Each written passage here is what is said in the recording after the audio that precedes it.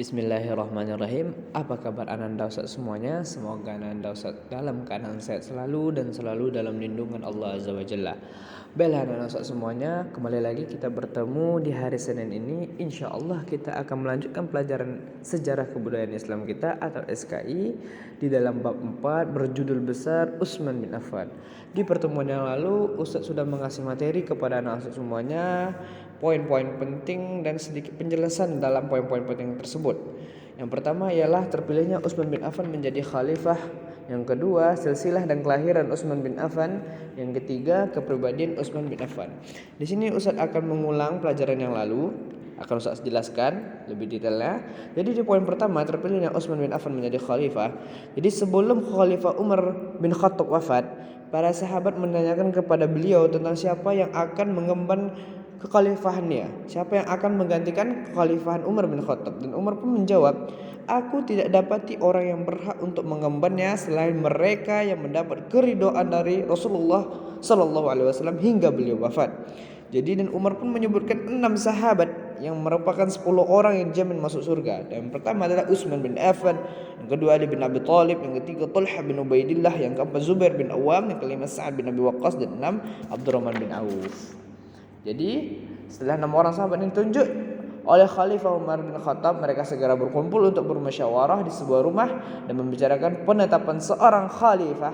Akhirnya mereka sepakat menunjuk Utsman bin Affan radhiyallahu anhu. Yang kedua, silsilah dan kelahiran Utsman bin Affan radhiyallahu anhu. Beliau adalah Utsman bin Affan bin Abil al-Umawi Al-Qurashi, dilahirkan 5 tahun setelah kelahiran Rasulullah SAW, yang berarti dia juga dilahirkan di kota Makkah. Dan ibu beliau bernama Arwa binti Quraish bin Rabi'ah bin Hubayb bin Abdus Syam, dan neneknya bernama Ummu Hakim Al-Bayda binti Abdul Muttalib, bibi Rasulullah dari pihak bapak. Kunyah beliau Abu Amr, sedang gelarnya adalah Zunnurain, pemilik 2 cahaya, karena Rasulullah SAW menikahkan Utsman dengan putrinya yang bernama Ruqayyah. Jadi selama ini belum ada yang pernah menikahkan putri Rasulullah SAW 2 kali, ya. Hanya Utsman bin Affan yang menikahkan putri Rasulullah SAW 2 kali. Jadi setelah dia menikahkan putri Rasulullah yang bernama Ruqayyah, setelah Ruqayyah wafat, beliau pun menikahkan Utsman dengan putrinya Rasulullah yang lain bernama Ummu Kulsum. Jadi setelah Ruqayyah wafat dan Rasulullah pun menikahkan lagi Utsman dengan putrinya yang bernama Ummu Kulsum. Yang ketiga, kepribadian Utsman bin Affan. Sifat-sifat yang melekat pada diri beliau adalah, yang pertama, beliau memiliki akhlak yang mulia. Yang kedua, sangat pemalu. Jadi saking pemalunya beliau sangat terkenal dengan sifat ini. Rasulullah pernah berkata kepada Aisyah, tidakkah aku merasa malu kepada orang-orang yang para malaikat pun malu terhadap dirinya. Jadi malaikat yang selalu bersama kita, yang mencatat amal baik kita, amal buruk kita, ya, sangat malu dengan Utsman bin Affan. Karena apa? Karena di sini pernah dikisahkan bahwasanya Utsman bin Affan tidak pernah melihat kemaluannya sendiri, ya. Tidak pernah melihat kemaluan sendiri. Maka itu malaikat, makhluk yang selalu beribadah kepada Allah, yang selalu taat kepada Allah, sangat malu dengan Utsman bin Affan. Jadi betapa sangat pemalunya seorang Utsman bin Affan. Yang ketiga, dermawan dan terhormat. Dan Utsman pun juga dikenal sebagai seorang sahabat yang sangat dermawan. Pada perang Tabuk, beliau menginfakkan 200 ekor unta beserta barang bawaannya dan 200 ukiah emas. Kemudian menginfakkan lagi sebanyak 100 ekor unta beserta barang bawaannya ditambah 1000 dinar. Jadi di pertemuan hari ini kita akan melanjutkan poin-poinnya, poin-poin penting di dalam bab 4 itu dalam kisah Utsman bin Affan. Yang pertama, kehidupan dan keislaman beliau. Jadi Utsman bin Affan radhiyallahu anhu adalah seorang pedagang yang kaya raya sebelum dan sesudah Islam. Beliau termasuk salah seorang yang masuk Islam di awal perjalanan dakwah Islam. Masuk Islam melalui dakwah Abu Bakar As-Siddiq radhiyallahu anhu. Beliau adalah orang yang pertama hijrah ke negeri Habasyah bersama istrinya Ruqayyah binti Rasulullah sallallahu alaihi wasallam, kemudian kembali ke Makkah dan hijrah ke Madinah. Dan beliau tidak dapat ikut serta pada perang Badar karena sibuk mengurusi istrinya yang sedang sakit. Rasulullah SAW pun memberikan bagian dari harta rampasan dan pahala perang tersebut kepada beliau, dan beliau dianggap ikut serta dalam perperangan. Jadi pada suatu hari Utsman bin Affan radhiyallahu anhu datang membawa 1.000 dinar dan meletakkannya di pangkuan Rasulullah sallallahu alaihi wasallam. Dan Rasulullah sallallahu alaihi wasallam pun bersabda, tidak membahayakan Utsman atas apa yang ia lakukan setelah hari ini. Beliau ucapkan itu 2 kali ya. Jadi beliau ucapkan sekali lagi, tidak membahayakan Utsman atas apa yang ia lakukan setelah hari ini. Dan poin selanjutnya ialah tentang keutamaan beliau. Yang pertama, beliau termasuk penduduk surga. Rasulullah SAW pun bersabda, barang siapa yang menggali sumur ramah, maka dia mendapatkan surga. Lalu sumur tersebut pun digali oleh Utsman radhiyallahu anhu. Beliau SAW juga bersabda, barang siapa yang mendanai atau menginfakkan pasukan usrah, maka dia mendapatkan surga. Lalu Utsman bin Affan menginfakkan pasukan tersebut, mendanai pasukan tersebut. Yang kedua, beliau termasuk salah seorang yang berhijrah 2 kali. Utsman bin Affan hijrah ke Habasyah beserta keluarganya.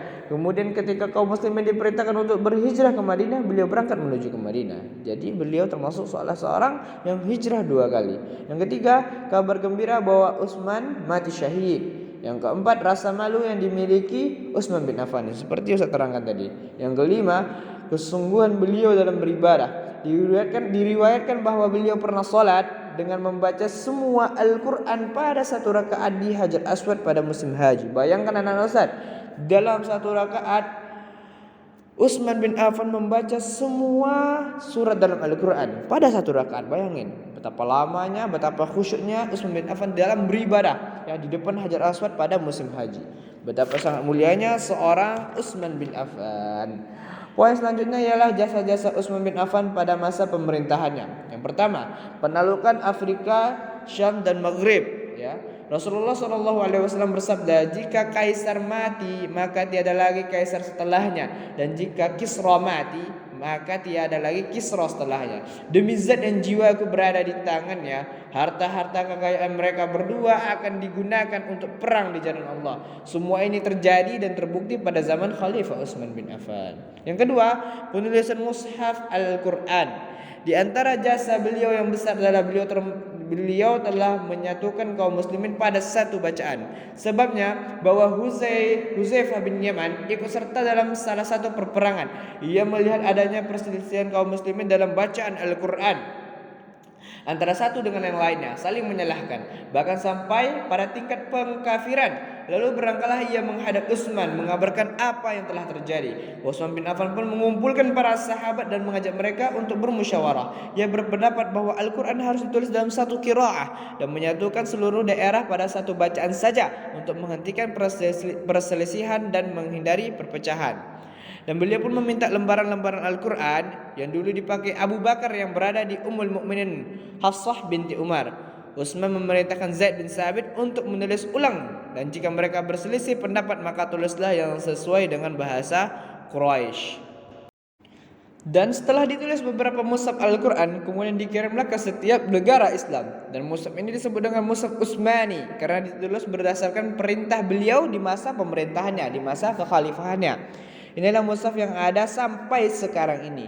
Kemudian Utsman memusnahkan mushaf yang berbeda-beda dengan mushaf tersebut agar tidak lagi timbul perselisihan. Jadi di saat zaman yang lalu terjadilah perselisihan dalam membaca Al-Quran. Jadi di setiap Al-Quran itu berbeda-beda qiraahnya. Jadi setiap mereka berkumpul mereka berselisih tentang qiraah Al-Quran mereka. Jadi itulah Utsman membuat keputusan bahwasanya Al-Quran itu hanya ada dalam satu qiraah. Yang mana dalam satu qiraah tersebut yang bisa dibaca di dalam setiap kaum muslimin.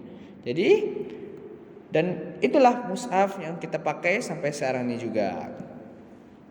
Yang ketiga, perluasan Masjidil Haram dan Masjid Nabawi. Jumlah kaum muslimin terus bertambah sementara tempat untuk mereka sholat berjamaah sudah tidak lagi mampu menampung. Maka pada pemerintahan Utsman bin Affan 2 tempat ini diperluasnya.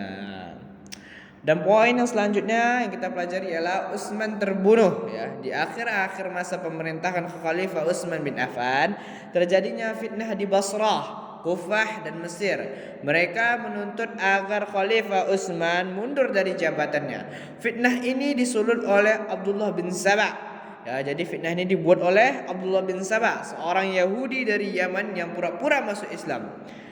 Pada tahun 35 Hijriah, beliau mati syahid karena dibunuh secara zalim dan keji oleh kelompok pemberontak yang menuntut beliau untuk mundur dari jabatannya. Ya. Dan kelompok pemberontak pun keluar dengan pura-pura akan melaksanakan ibadah haji dan ikut bersama mereka Abdullah bin Sabah. Kemudian mereka menyerang dan mengepung kota Madinah dan rumah Khalifah Utsman bin Affan. Dan mereka mengepung rumah Khalifah Utsman selama sebulan lebih.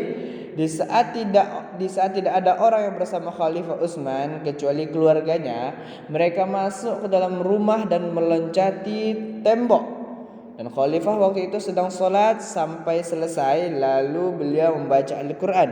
Masuklah salah seorang mereka dan membunuhnya, sedang beliau dalam keadaan membaca Al-Quran. Dan beliau pun dimakamkan di tempat yang bernama Hushi Kaukab, sebelah timur perkebunan Baki. Ya, beliau wafat dalam usia lebih dari 80 tahun. Dan mudah-mudahan Allah merindai seluruh langkahnya. Amin ya rabbal alamin. Jadi inilah kisah dari kekhalifahan Utsman bin Affan. Jadi poin-poin penting yang harus anak-anak ustadz ketahui, yang pertama, Utsman bin Affan menjadi khalifah setelah dipilihnya para sahabat yang telah tergabung dalam Dewan Syuro yang anggotanya telah ditunjuk langsung oleh Khalifah Umar bin Khattab. Yang kedua, beliau dikenal sebagai sahabat yang sangat pemalu. Yang ketiga, beliau masuk Islam di awal-awal Islam melalui dakwah Abu Bakar As-Siddiq. Yang keempat, di antara keutamaan beliau adalah yang pertama, beliau termasuk penduduk surga. Yang kedua, beliau adalah seorang sahabat yang berhijrah 2 kali. Yang ketiga, kabar gembira bahwa Utsman mati syahid. Yang keempat, rasa malu yang dimiliki oleh Utsman bin Affan. Yang kelima, kesungguhan beliau dalam beribadah. Yang selanjutnya, poin penting selanjutnya ialah di antara jasa-jasa beliau selama menjabat sebagai khalifah adalah penaklukan negeri Afrika, Syam dan Maghrib. Yang selanjutnya, penulisan mushaf Al-Quran dan perluasan Masjidil Haram dan Masjid Nabawi. Yang terakhir, beliau wafat karena dibunuh oleh pemberontak secara zalim, karena pemberontak tersebut memfitnah Utsman bin Affan dan mereka ingin Utsman turun dari jabatannya. Dan berakhirlah kisah Utsman bin Affan pada pertemuan hari ini. Mudah-mudahan anak-anak Ustadz paham dalam kisah Utsman bin Affan dan semoga bermanfaat untuk anak-anak Ustadz. Dan jikalau ada yang kurang paham, boleh anak-anak Ustadz tanyakan ke WA pribadi Ustadz. Ya, kalau begitu Ustadz akhiri dulu, Ustadz tutup dulu pembelajaran kita hari ini dengan membaca doa kafaratul majlis. Subhanakallahumma wa bihamdika asyhadu an la ilaha illa anta astaghfiruka wa atubu ilaika. Assalamualaikum warahmatullahi wabarakatuh.